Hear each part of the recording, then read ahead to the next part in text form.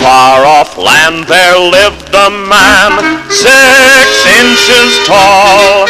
If you didn't look at him just right, he wasn't there at all.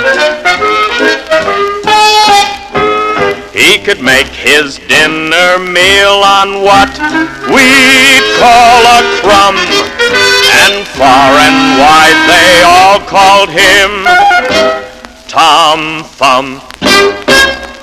Tom Thumb, Tom Thumb, just 6 inches tall. Tom Thumb, hardly there at all.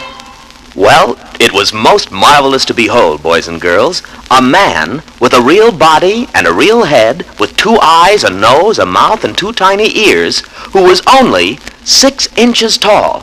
Why, that's only about half as long as Daddy's foot.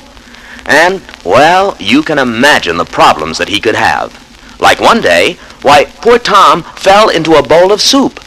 And if he hadn't been lucky enough to grab a piece of floating celery, he just might have drowned. And then there was the day that he fell asleep in the stable. And by gum, old Biddy the hen wandered in, and not even seeing Tom sleeping there, why, she sat down. And, as you can well imagine, Tom almost suffocated. That's what happens when we can't breathe. Imagine suffocated by a little old hen. And do you know why? Here's why. Tom Thumb, just 6 inches tall. Tom Thumb, hardly there at all. But one day, Tom had his chance to be a hero. When a big giant stole the princess from the royal castle, it was Tom who made his way up to the giant's castle, walked in, and naturally the giant couldn't see him. And so he walked up to the princess, cut the cords that the giant had tied her with, and then silently they stole out of the giant's castle while the giant slept.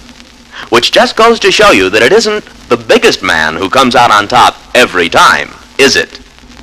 And all through the land, the people sang, Tom Thumb, just 6 inches tall. Tom Thumb, biggest of them all.